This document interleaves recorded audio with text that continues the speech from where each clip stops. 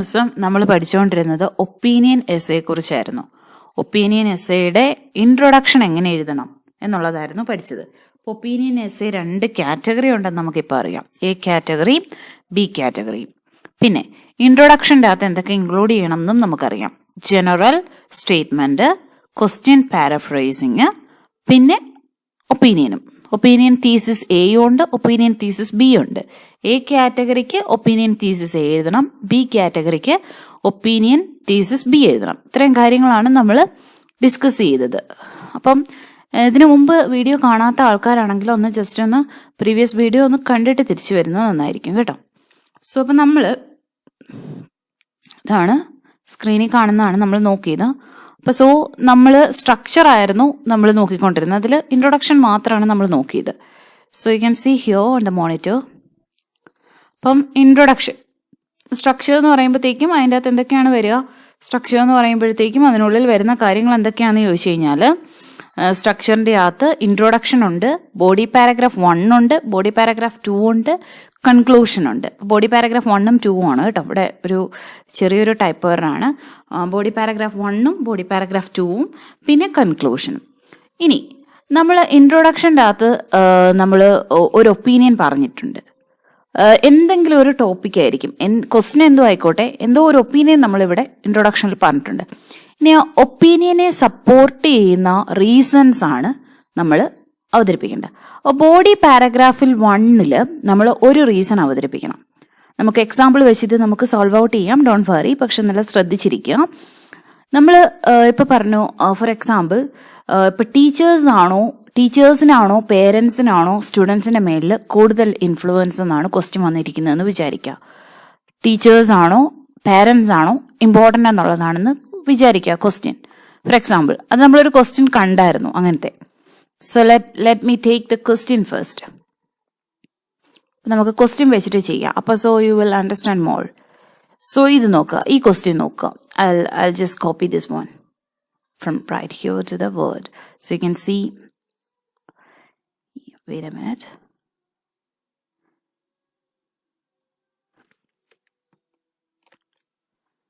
നമ്മൾ ഇനി പഠിക്കാൻ പോകുന്ന ബോഡി പാരഗ്രാഫ് എങ്ങനെ എഴുതാം എന്നാണ് കേട്ടോ.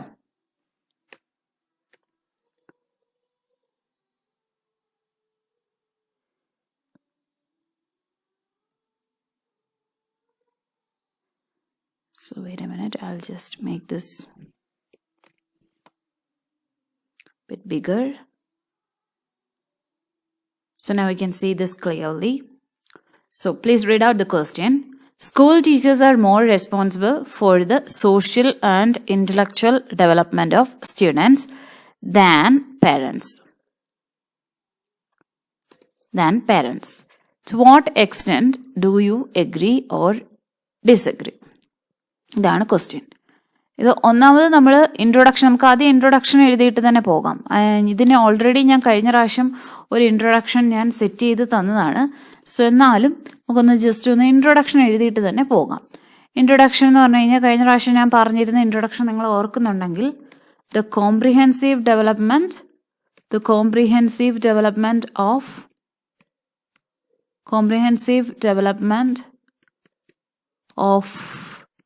children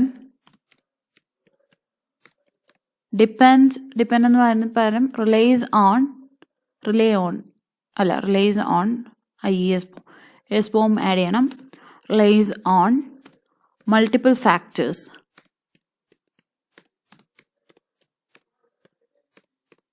Full stop. It is argued that teachers have more influence on children rather than parents. ഇനിയാണ് നമ്മുടെ ഒപ്പീനിയൻ വരുന്നത്. It is argued that teachers have more influence on children rather than parents. ടീച്ചേഴ്സിനാണ് കൂടുതൽ influence എന്നാണ് question പറയുന്നത്. നമ്മൾ ഇതിനോട് agree ചെയ്യുന്നുണ്ടോ ഡിസഗ്രി ആണോ ചെയ്യുന്നത്? ഞാൻ പേഴ്സണലി ഡിസഗ്രി ആണ് ചെയ്യുന്നത് കേട്ടോ. അപ്പോൾ അതുകൊണ്ട് I dissent this argument.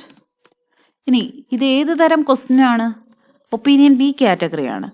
To a large degree and the reasons are discussed in the essay. So ഇങ്ങനെയാണ് നമ്മൾ എഴുതുന്നത്. അപ്പം നമ്മൾ പറയുന്നത് എന്താണ്? നമ്മൾ റീസൺ ഡിസ്കസ് ചെയ്യും എന്നാണ് പറയുന്നത്. Reasons are discussed in this essay. So ഒന്നാമത്തെ ബോഡി പാരഗ്രാഫിൽ നമ്മൾ എന്താണ് ചെയ്യേണ്ടത്? ഒരു റീസൺ പറയണം. ബോഡി പാരഗ്രാഫ് വണ്ണിൽ നമ്മൾ ഒരു റീസൺ പറയണം. റീസൺ 1 അവതരിപ്പിക്കണം. ബോഡി പാരഗ്രാഫ് 2 നമ്മൾ റീസൺ 2 അവതരിപ്പിക്കണം. ബോഡി പാരഗ്രാഫ് 2 നമ്മൾ എന്താണ് അവതരിപ്പിക്കേണ്ടത്? റീസൺ 2. ഇങ്ങനെയാണ് നമ്മൾ ഇതിനെ ഓർഗനൈസ് ചെയ്യേണ്ടത്. പോയിന്റ്സ് ഓർഗനൈസ് ചെയ്യേണ്ടത് ഒരു പാരഗ്രാഫിൽ ഒരു റീസണും അടുത്ത പാരഗ്രാഫിൽ റീസൺ 2. ഇനി PDF തിരിച്ചു കൊണ്ടുപോവാണ്. നോക്കിക്കേ. ഇനി അത് എങ്ങനെയാണ് അവതരിപ്പിക്കേണ്ടതെന്നുള്ളത് ഇതിൻ്റെ അകത്ത് പറഞ്ഞിട്ടുണ്ട്. നോക്കി, ഇതിൻ്റെ അകത്ത് നോക്കുക. നമ്മൾ ബോഡി പാരഗ്രാഫ് 1 നമ്മൾ ആദ്യം ചെയ്യേണ്ടത് എന്താണെന്ന് വെച്ച് കഴിഞ്ഞാൽ, ആദ്യം ഫസ്റ്റ് റീസൺ നമ്മൾ പറയുക. എന്നിട്ട് നമ്മൾ അതിനെ എക്സ്പ്ലെയിൻ ചെയ്യുക. എന്നിട്ട് അതിനൊരു എക്സാമ്പിൾ കൊടുക്കുക. എന്നിട്ട് അതിനെ സമ്മപ്പ് ചെയ്യുക. ഇങ്ങനെയാണ് പറഞ്ഞിരിക്കുന്നത്. ഒരു റീസൺ പറയുക. എന്തുകൊണ്ടാണ് ഞാൻ പറയുന്നത്? ടീച്ചേഴ്സിനല്ല കൂടുതൽ ഇമ്പോർട്ടൻസ് എന്ന് പറയുന്നത് എന്തുകൊണ്ടാണ്? ആദ്യത്തെ റീസൺ പറയുക. എന്നിട്ട് അതിനെ എക്സ്പ്ലെയിൻ ചെയ്യുക. ആ പോയിന്റിനെ കുറിച്ച് എക്സ്പ്ലെയിൻ ചെയ്യുക. പിന്നെ അതിനൊരു എക്സാമ്പിൾ കൊടുക്കുക. പിന്നെ അതിനെ സമ്മപ്പ് ചെയ്യുക. അതുപോലെ തന്നെയാണ് ബോഡി പാരഗ്രാഫ് 2 സെക്കൻഡ് റീസൺ പറയുക, എക്സ്പ്ലനേഷൻ കൊടുക്കുക, എന്നിട്ടൊരു എക്സാമ്പിൾ കൊടുക്കുക, സമ്മപ്പ് ചെയ്യുക. ഇങ്ങനെയാണ് ചെയ്യേണ്ടത്. അപ്പോൾ ഇത് നിങ്ങൾക്ക് പറഞ്ഞാൽ ഇപ്പം മനസ്സിലായില്ല. I show you an example. So ഞാൻ എന്തുകൊണ്ടാണ് ടീച്ചേഴ്സിനല്ല കൂടുതൽ ഇൻഫ്ലുവൻസ് ഉള്ളതെന്ന് പറയുന്നത്? എന്തുകൊണ്ടാണ് ഞാൻ അങ്ങനെ പറയുന്നതെന്ന് വെച്ച് കഴിഞ്ഞാൽ, പേരൻസിൻ്റെ കൂട്ടത്തിലാണ് കുട്ടികൾ കൂടുതൽ ടൈം സ്പെൻഡ് ചെയ്യുക. ടീച്ചേഴ്സിൻ്റെ കൂട്ടത്തിലല്ല കുട്ടികൾ കൂടുതൽ സമയം സ്പെൻഡ് ചെയ്യുക, പേരൻസിൻ്റെ കൂട്ടത്തിലാണ് സ്പെൻഡ് ചെയ്യുക. അത് മാത്രമല്ല, പേരൻസ് ആണ് എപ്പോഴും കുട്ടികളുമായിട്ടൊരു ക്ലോസ് കണക്ഷനിലുള്ളത്. അതുകൊണ്ടാണ് ഞാൻ പറയുന്നത് ടീച്ചേഴ്സിനെ കഴിഞ്ഞും കൂടുതൽ ഇൻഫ്ലുവൻസ് ഉള്ളത് പേരൻസിനാണെന്ന്. അതുപോലെ തന്നെ അടുത്ത രണ്ടാമത്തെ അപ്പം ആദ്യത്തെ പോയിന്റ് എൻ്റെ ഇതാണ്, ചിൽഡ്രൻ സ്പെൻഡ്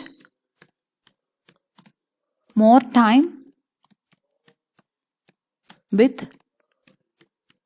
പേരൻസ്. അതുകൊണ്ട് അവർക്കൊരു ഇമോഷണൽ ആയിട്ടുള്ളൊരു കണക്ഷൻ ഉണ്ട്. അപ്പം ഞാൻ അതാണ് ഞാനിവിടെ ഉദ്ദേശിക്കുന്നത്. Children have an emotional connection വിത്ത്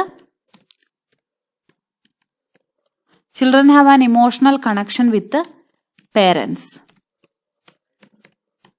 അതിന് കാരണം എന്താണ്? Children have an emotional connection with parents ആരെ കഴിഞ്ഞും ടീച്ചേഴ്സിനെ കഴിഞ്ഞും ഒരു ഇമോഷണൽ കണക്ഷൻ ഉള്ളത് ആർക്കാണ്? പേരൻസിനോടാണ് അല്ലേ? Children have. അതിനുള്ള കാരണം എന്താണ്? കൂടുതൽ സമയം അവർ സ്പെൻഡ് ചെയ്യുന്ന ആരുടെ കൂട്ടത്തിലാണ്? വിത്ത് പേരൻസ് ആണ്. ആ കാരണം നമുക്ക് പിന്നീട് പറയാം. അതാണ് പോയിന്റ് എന്താണ്?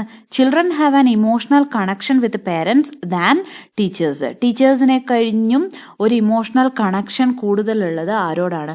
പേരൻസിനോടാണെന്നുള്ളതാണ് എൻ്റെ ഫസ്റ്റ് പോയിന്റ്. എൻ്റെ വാലിഡ് ആയിട്ടുള്ള ഫസ്റ്റ് പോയിന്റ് അതാണ്. ഇനി എൻ്റെ രണ്ടാമത്തെ പോയിന്റ് എന്താണെന്ന് വെച്ച് കഴിഞ്ഞാൽ, രണ്ടാമത്തെ പോയിന്റ് എന്ന് പറഞ്ഞു കഴിഞ്ഞാൽ, parents can provide individual attention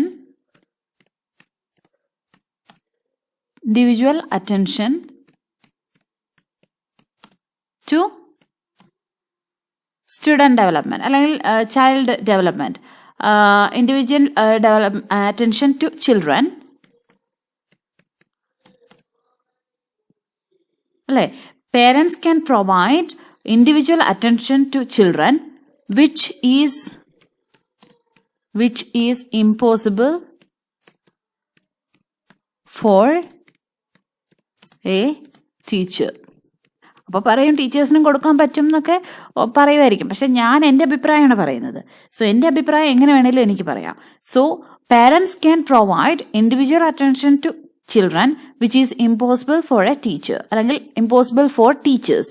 ടീച്ചേഴ്സിന് അങ്ങനെ ചെയ്യാൻ പറ്റില്ലെന്നാണ് ഞാൻ പറയുന്നത്. അത് എൻ്റെ അഭിപ്രായമാണ്. അത് ശരിയോ തെറ്റോ എന്നുള്ളതൊക്കെ അടുത്ത കാര്യമാണ്. പക്ഷെ എൻ്റെ അഭിപ്രായം ഇങ്ങനെയാണ്.